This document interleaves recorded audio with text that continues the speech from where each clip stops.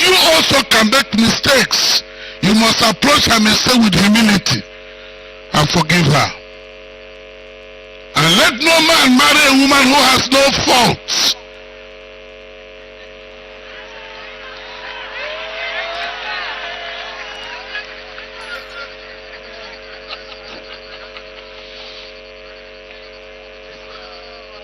Marriage is a union of two opposites.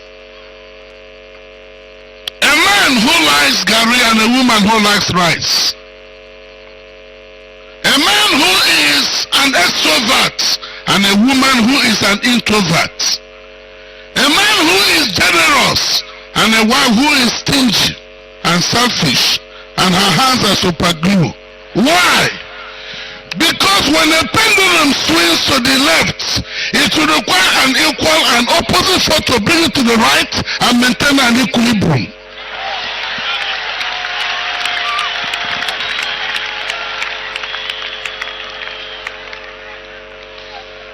By spiritual laws and physical laws, we all grow by opposite view.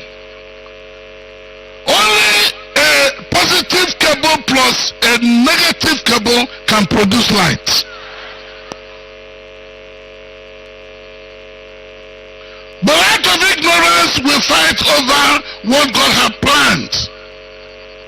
Yes, marriage is a union of one man who says, everybody stand up, and a wife who says, why must we stand up? The husband must take time and answer that question. Don't bamboozle her by asking her to shut up her mouth. Surprisingly, no woman can get pregnant without a man. So every woman needs a man. You can't have a child without a wife. So every one of us needs a wife. But you must know the law of marriage and the law of families. I could go on. I want you to hear me, every father here. That's your child that gives you hardest time and tough time. That's your child that makes you cry. That's your child that stretches you beyond your limits. Is the child that shall take you to the state house.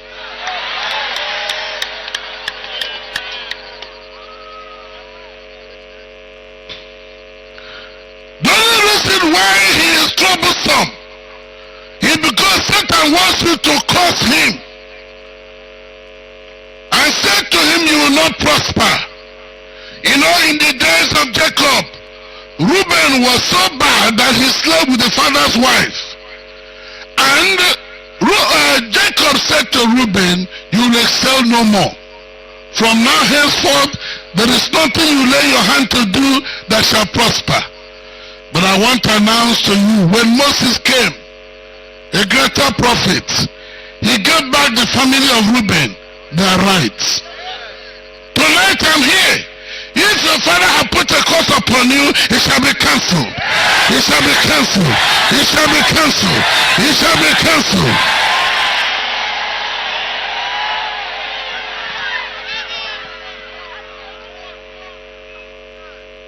There are prophets and there are prophets. Moses was of a higher anointing. Moses had a greater mandate.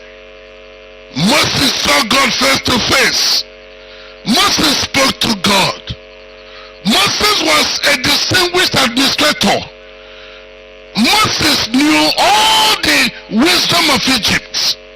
And so he was sent to give back to Reuben what Jacob had taken from them.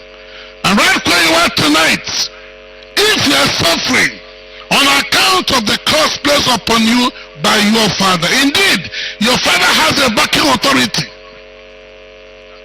If you marry against your father's will, he can limit your progress and put a curse upon you.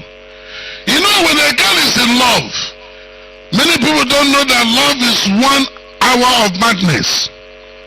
When you ignore your father's advice, it will limit you. But in a meeting of this kind, we have produced already corporate anointing by the crowd we have. And with me am going to give back to you what the enemy took from you. Number 2, we shall go from family to family. In the family of Hannah, she was a woman of great beauty. She was mesmerizingly pretty. She was gorgeously pretty. She was bewitchingly pretty. She was regally pretty. Her beauty called for attention and comment, but she had no child. Maybe you're here tonight. You are elegant. You are smashingly and outstandingly and mesmerizingly and bewitchingly pretty, but you have no child. We shall go back to what Hannah did. What did Hannah do? Hannah was a woman like you. She had only 2 legs, 2 hands, 2 eyes. But what did she do? She prayed what we call heartfelt, deep-seated prayer. There is what we call listless prayer. Father, in the name of Jesus, heal me.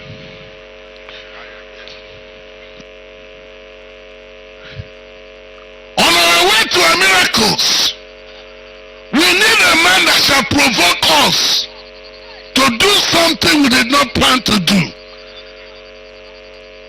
Hannah's mates, the Bible said, ridiculed her, mocked her, laughed at her. You need that person in your life. If there was no Judas, there would have been no cross. If there was no cross, there would have been no crown. That man, that girl that says to you, hey, madam, you are pretty, but you are barren. You need her. Many of us avoid such people. No, don't avoid them. She will deepen your need. The worst type of problem in life is what we call the rat problem. You know, when a rat is eating you, he will be fanning you at the same time. You will not bother to pray about it because the fanning and the fresh air will confuse you. You need problem that won't let you sleep, that bothers and harasses you. Only that way can you fight back. It depends also on your need for an answer to your questions. That man that says to you, Pastor, you are so poor, you need that person. That person that says to you, you're a graduate, you have no job, you need that person. That person that said to you, of all idiots, you're the biggest idiot. You need that person. My uncle said to me, in 1958, the governor of Eastern Nigeria came to our school, Kana County Council School. And we were 3 who were called out to say what we would like to do when we grow up. The first boy said, hey, Your Excellency, I will represent you. I'll replace you as the governor of Eastern Nigeria. Everybody say, Your Excellency, Your Excellency. Second boy said, I'll be the best lawyer in Nigeria. The whole school erupted into one praise. I bear the law, I bear the law. It was my turn, and I said I'll be a preacher. The whole place was quiet.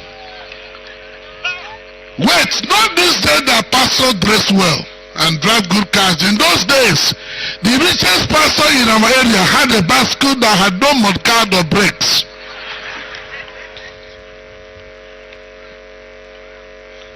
My uncle gave me the beating of my life. He said, Uma, you have no ambition, no dream, you'll be nobody. You'll be hopelessly and wretchedly and suddenly and gracelessly and stupidly poor.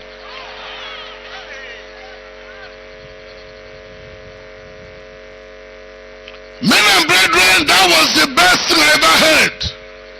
It woke me up to the challenges of the ministry. It made me to do what I wouldn't have done ordinarily. And I said to God, I don't want to be a poor preacher. I don't want to be an unknown preacher. I don't don't want to be a minor prophet. I want to be a major prophet.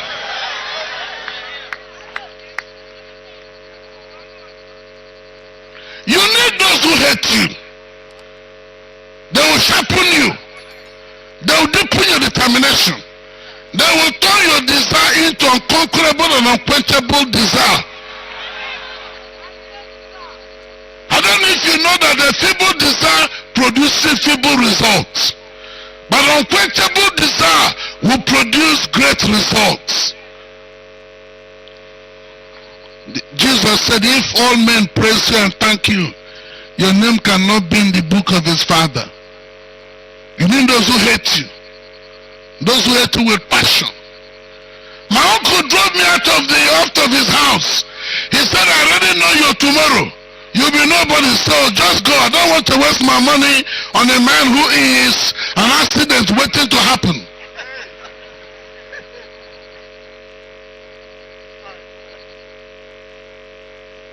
I left.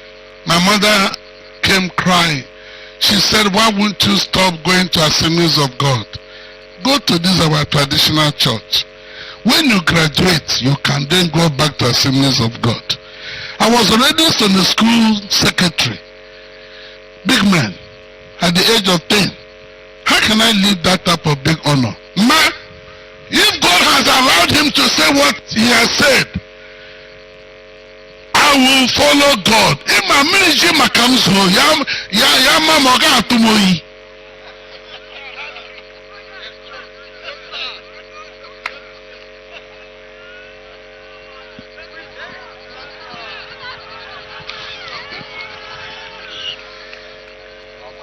Right where you are tonight, I don't know what you're going through. And I want you to hear me. Every problem you're facing is a vehicle sent by God to take you to a appointed place in life.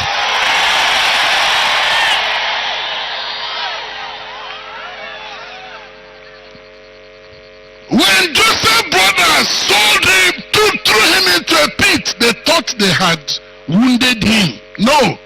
They did not know that that pit was a vehicle about to carry him to the next place. When they saw him, they thought it was over. They did not know that was another vehicle about to carry him to another place. When the beloved of the father became a slave, you know, he did not grumble. He did not murmur. Why? Because he knew every problem shall be your promotion.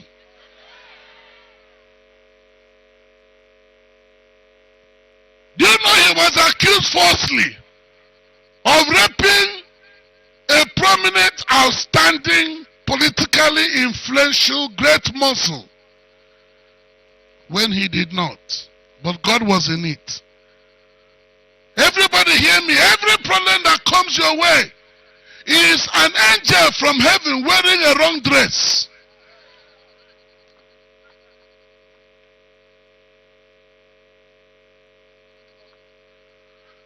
The greater your destiny, the bigger your problems.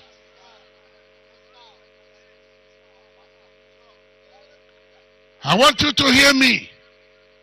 No matter what you go through and you are going through, don't murmur. Don't grumble. Why? Because God wants to use you to show the world what he can do.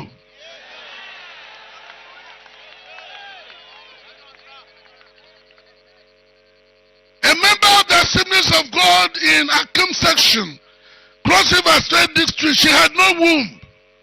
Was married for 9 years. She had no womb.